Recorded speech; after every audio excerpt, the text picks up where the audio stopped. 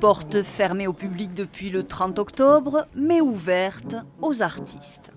Sur la grande scène du théâtre Le Montfort, Luca Giacomoni orchestre les répétitions de Hamlet, reportées à la saison prochaine.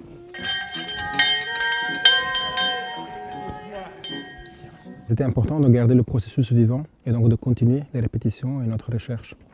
Un acteur, il a besoin de pratiquer, mais je pense que on ne peut pas répéter indéfiniment sans la présence du public. On a besoin d'un regard extérieur. On a besoin de cette communion, de ce rituel, de la représentation. Sois fidèle à toi-même.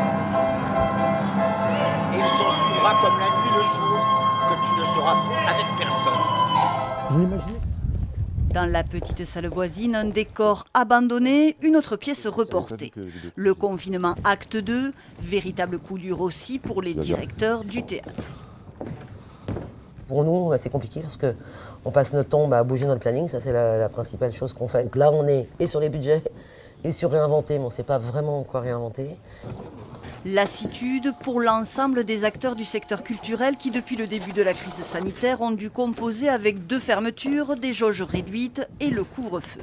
Mais le public, lui, a toujours été au rendez-vous, malgré la menace du virus. Septembre, comme un acte militant, on a vu le public revenir vraiment dans tous les lieux. Hein. Donc c'était joyeux, c'était festif.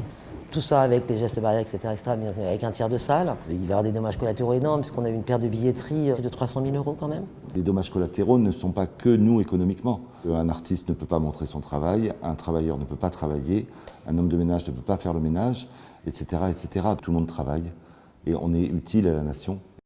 Pas question de baisser les bras. Depuis le premier confinement, Laurence et Stéphane rénovent leur théâtre en attendant de retrouver au prochain lever de rideau un public essentiel.